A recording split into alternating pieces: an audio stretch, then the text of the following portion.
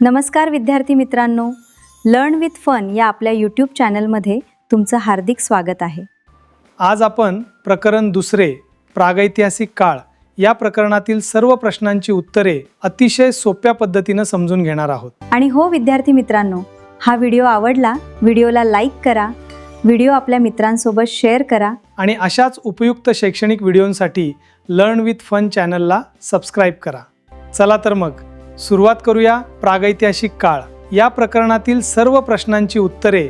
चला आता स्वाध्यायातील पहिला प्रश्न पाहूया. प्रश्न 1 अ नावे लिहा. यातला 1 नंबर आहे भारतातील काळ्या मातीची जमीन असलेले पठार टिंबटिंब. तर रिकाम्या जागी लिहा दख्खनचे पठार. आता 2 नंबर पाहू. भारतातील शेतीला सर्वाधिक अनुकूल ठरलेला प्रदेश टिंबटिंब. रिकाम्या जागी लिहा मध्य भारतातील पठार आणि गंगा यमुनेच्या द्वाबाचा मैदानी प्रदेश. आता प्रश्न 1 अ मधला 3 नंबर पाहू. लिपींचा उगम किंवा विकास झालेला नव्हता तो काळ टिंबटिंब. या प्रश्नासाठी योग्य उत्तर असे आहे प्रागैतिहासिक काळ. आता यातला 4 नंबर पाहूया. दायमाबाद या उत्खनन स्थळाचा शोध लावणारे भारतीय पुरातत्व सर्वेक्षक टिंबटिंब. अहमदनगर जिल्ह्यात जे दायमाबाद आहे ना, त्याचा शोध कोणत्या अधिकाऱ्याने लावला त्यांचं नाव इथे लिहायचं आहे. रिकाम्या जागी लिहा B.P. बोपर्डीकर. चला आता प्रश्न 1 मधील ब योग्य जोड्या जुळवा. पहिली जोडी पाहू.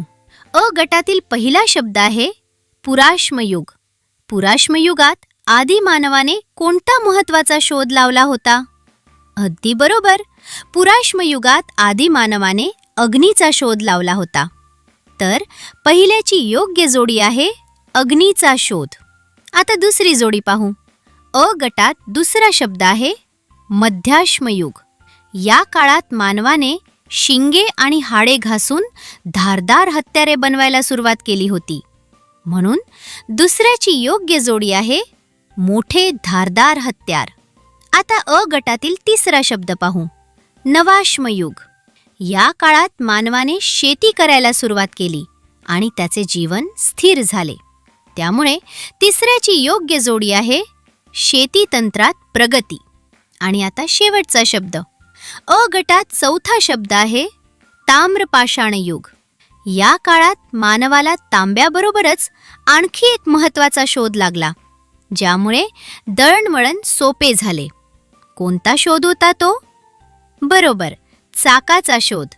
तर चौथ्याची योग्य जोडी आहे चाकाचा शोध. चला आता प्रश्न 2 पाहू. यातला अ आहे खालील तक्ता पूर्ण करा. इथे आपल्याला एक तक्ता दिला आहे. त्यात मध्याश्मयुग आणि नवाश्मयुग या 2 कालखंडांची काही वैशिष्ट्ये दिली आहेत. ती आपल्याला पूर्ण करायची आहेत. पहिलं वैशिष्ट्य आहे निवास. मध्याश्मयुगात लोक गुहेत राहायचे. नवाश्मयुगात माणसाने शेती करायला सुरुवात केली, त्यामुळे तो एका जागी राहू लागला. म्हणजे रिकाम्या जागी लिहा गाव वसाहती. आता दुसरं वैशिष्ट्य व्यवसाय. नवाश्मयुगात माणूस शेती आणि पशुपालन करू लागला. मग मध्याश्मयुगात तो काय करायचा? बरोबर, तो शिकार आणि मासेमारी करायचा. म्हणजे रिकाम्या जागी लिहा शिकार आणि मासेमारी. तिसरं वैशिष्ट्य पाहूया साधने. मध्याश्मयुगात लहान आकाराची हत्यारे होती. मग नवाश्मयुगात कोणती साधने आली? नवाश्मयुगात हत्यारे घासून गुळगुळीत केली जायची. म्हणजे रिकाम्या जागी लिहा घासून गुळगुळीत केलेली दगडी हत्यारे. आता चौथं वैशिष्ट्य कला. नवाश्मयुगात मातीची रंगीत भांडी बनवली जायची. मग मध्याश्मयुगात कोणती कला होती? आठवा बरं. अगदी बरोबर, गुहाचित्रे. मध्याश्मयुगात लोक गुहेत राहायचे आणि तिथे चित्रे काढायचे. म्हणजे रिकाम्या जागी लिहा गुहाचित्रे. आणि शेवटचं 5वं वैशिष्ट्य जीवनशैली. मध्याश्मयुगात माणसं अन्नासाठी भटकायची, पण नवाश्मयुगात शेतीमुळे त्यांचं जीवन कसं झालं? एका जागी स्थिर झालं. म्हणजे रिकाम्या जागी लिहा स्थिर जीवन. आता प्रश्न 2 मधील ब पाहू. इथे आपल्याला 3 विधाने दिली आहेत. ती वाचून ती बरोबर आहेत की चुकीची हे ओळखायचं आहे. आणि जर चुकीची असतील तर ती दुरुस्त करून लिहायची आहेत. पहिले विधान पाहूया. जोर्वे येथे कांस्य धातूच्या 4 वस्तू मिळाल्या. हे विधान बरोबर आहे का? नाही. कांस्य धातूच्या वस्तू जोर्वे येथे नाही तर दायमाबादला मिळाल्या होत्या. म्हणून हे विधान चूक आहे. दुरुस्त विधान. दायमाबाद येथे कांस्य धातूच्या 4 वस्तू मिळाल्या. आता दुसरं विधान पाहूया. नेवासा येथे जोर्वे संस्कृतीचे पहिले पुरावे सापडले. हे पण चुकीचं आहे. जोर्वे संस्कृतीचे पहिले पुरावे जोर्वे येथेच सापडले होते, नेवासा येथे नाही. म्हणून हे विधान चूक आहे. दुरुस्त विधान. जोर्वे येथे जोर्वे संस्कृतीचे पहिले पुरावे सापडले. आता तिसरं विधान पाहू. महाराष्ट्रातील आद्य शेतकऱ्यांची एक जुनी ताम्र पाषाणयुगीन संस्कृती इनामगाव येथे आहे. हे विधान बरोबर आहे का? नाही. आद्य शेतकऱ्यांची सर्वात जुनी संस्कृती सावळदा येथे होती, इनामगावला नाही. म्हणून हे विधान चूक आहे. दुरुस्त विधान. महाराष्ट्रातील आद्य शेतकऱ्यांची एक सर्वांत जुनी संस्कृती सावळदा, जिल्हा नंदुरबार येथे आहे. चला आता प्रश्न 3 पाहूया. प्रश्न 3 अ. खालील प्रश्नांची उत्तरे लिहा. यातला पहिला प्रश्न पाहू. नवाश्मयुगात मानवाची जीवनशैली कशी बदलली? या प्रश्नाचे उत्तर आहे शेतीचा शोध लागल्याने मानवाची भटकंती थांबली. तो नद्यांच्या काठच्या सुपीक प्रदेशात स्थायिक झाला. यातून कुटुंब संस्था व गाव वसाहतींचा उदय झाला. मानव प्राण्यांना माणसाळून त्यांचा उपयोग कष्टाच्या कामांसाठी करू लागला. आता पुढचा प्रश्न पाहू. 2. ताम्रपाषाण युगाची प्रमुख वैशिष्ट्ये कोणती? या प्रश्नासाठी योग्य उत्तर असे आहे. या प्रश्नाचे उत्तर आहे दगडांच्या हत्यारांबरोबर तांब्याचा वापर सुरू झाला. चाकाचा शोध लागल्याने दळणवळण जलद व सुलभ झाले. व्यापार वाढला. कौशल्यावर आधारित व्यवसाय सुरू झाले. शेतीबरोबर पशुपालन मानवाच्या जीवनाचा मुख्य भाग बनला. आता प्रश्न 3 मधील ब पाहू. खालील युगांची प्रत्येकी 2 वैशिष्ट्ये लिहा. इथे आपल्याला पुराश्मयुग आणि मध्याश्मयुग या 2 युगांची कोणतीही 2 महत्त्वाची वैशिष्ट्ये लिहायची आहेत. पहिला आहे पुराश्मयुग. पुराश्मयुगाची 2 वैशिष्ट्ये आहेत. या युगातील मानव गुहा किंवा मोठ्या झाडांच्या फांद्यांवर राहत असे आणि अग्नीचा शोध याच काळात लागला. आता दुसरा आहे मध्याश्मयुग. मध्याश्मयुगाची 2 वैशिष्ट्ये आहेत. या काळात दगडी हत्यारे लहान आणि धारदार तयार केली जाऊ लागली आणि मानवाने कुत्रा, शेळी, मेंढ्या माणसाळण्यास सुरुवात केली. चला आता पुढचा प्रश्न पाहूया. प्रश्न 4. खालील प्रश्नांची थोडक्यात उत्तरे लिहा. यातला पहिला प्रश्न आहे जर नवाश्मयुगीन मानवाने शेती तंत्रज्ञान शोधले नसते तर आजचे मानवी जीवन कसे असते? कारणासह उत्तर द्या. मुलांनो, विचार करा. जर माणसाने शेती करायला सुरुवातच केली नसती तर काय झालं असतं? यावरच आपल्याला उत्तर लिहायचंय. या प्रश्नाचे उत्तर पुढील प्रमाणे लिहूया. आजही मानवाला अन्नासाठी रानोमार भटकावे लागले असते. गावे, शहरे आणि कुटुंबे यांसारख्या संस्था निर्माण झाल्या नसत्या. मातीची भांडी, विणकाम, चाक व आधुनिक तंत्रज्ञानाचा शोध लागला नसता. शेती नसती तर मानवाची प्रगत व आधुनिक जीवनाकडे वाटचाल झाली नसती.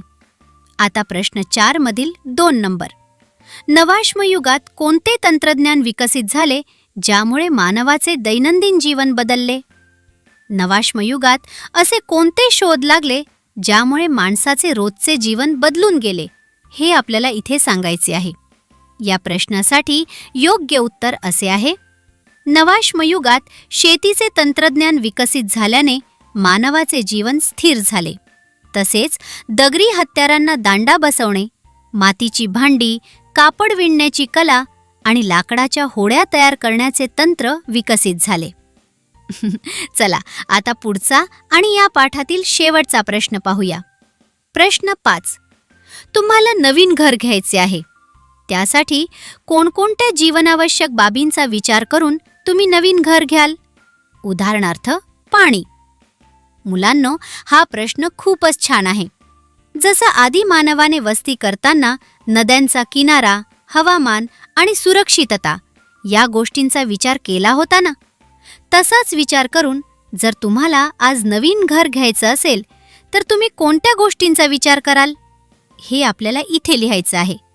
या प्रश्नाचे उत्तर पुढील प्रमाणे लिहूया. घर घेताना तिथे पाणी आहे का? घर सुरक्षित ठिकाणी आहे का? रस्ते आणि गाड्यांची सोय कशी आहे? जवळ शाळा आणि दवाखाना आहे का? दुकाने जवळ आहेत का? आणि सर्वात महत्त्वाचं म्हणजे हवा आणि उजेड घरात येतो का? या सगळ्या गोष्टी आपण पाहतो. हे सगळं तुम्हाला या उत्तरात लिहायचं आहे. बरं, आता स्वाध्यायातील कृती पाहूया. या भागात आपल्याला प्रत्यक्ष काही गोष्टी करून शिकायच्या आहेत. पहिली कृती अशी आहे. कुशल कारागीर चाकाच्या मदतीने मातीची भांडी बनवताना कोणकोणत्या कृती करतात हे जाणून घेण्यासाठी त्यांना शाळेत आमंत्रित करून त्यांची मुलाखत घ्या. काही वस्तू तुम्ही स्वतः बनवून पहा. म्हणजेच आपल्याला आपल्या परिसरातील कुंभार काकांना भेटायचंय. त्यांना शाळेत बोलावून आपण त्यांची मुलाखत घेऊ शकतो. तुम्ही त्यांना प्रश्न विचारू शकता. काका, तुम्ही मातीची भांडी बनवण्याची ही कला कोणाकडून शिकलात? भांडी बनवण्यासाठी कोणती माती सर्वात चांगली असते आणि ती तुम्ही कुठून आणता? माती चाकावर घेण्यापूर्वी ती कशी मळावी लागते? किंवा तयार झालेली कच्ची भांडी भट्टीमध्ये कशी आणि किती वेळ भाजली जातात? आणि मुलाखत झाल्यावर तुम्ही स्वतः ओल्या मातीपासून पणती, छोटी वाटी किंवा एखादी खेळणी बनवण्याचा नक्की प्रयत्न करायचा आहे. आता दुसरी कृती पाहूया. आपल्या देशाच्या विकासामध्ये भौगोलिक परिस्थितीचा महत्त्वाचा वाटा आहे. याविषयी पुढील मुद्द्यांच्या आधारे माहिती वहीत लिहा. 1. भारतातील पर्वतरांगा. 2. भारतातील नद्या. 3. भारताला लागलेला समुद्रकिनारा. या कृतीमध्ये भारताच्या प्रगतीमध्ये आपल्या आजूबाजूच्या निसर्गाचा काय वाटा आहे ते लिहायचे आहे. याची उत्तरे आपण अशी लिहू शकतो. भारतातील पर्वतरांगा, भारतातील नद्या आणि भारताला लागलेला समुद्रकिनारा.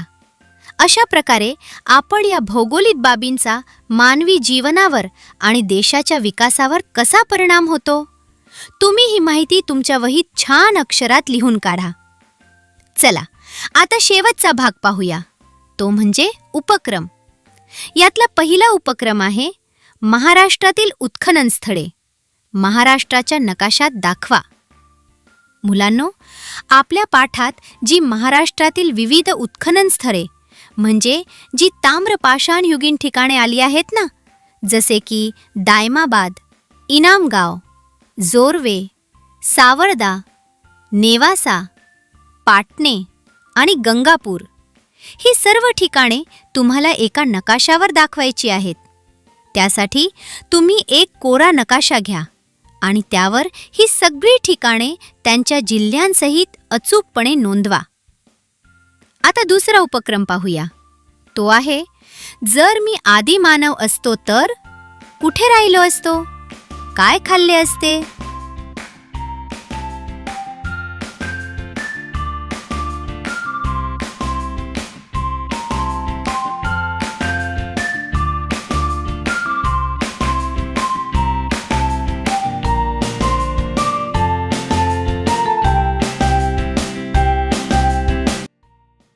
व्हिडिओ आवडला असेल तर लाईक या बटनावर क्लिक करा, चॅनलला सबस्क्राईब करा आणि तुमच्या मित्रमैत्रिणीला हा व्हिडिओ शेअर करा. कॉमेंट बॉक्समध्ये तुमचे नाव व गावाचे नाव कॉमेंट करा.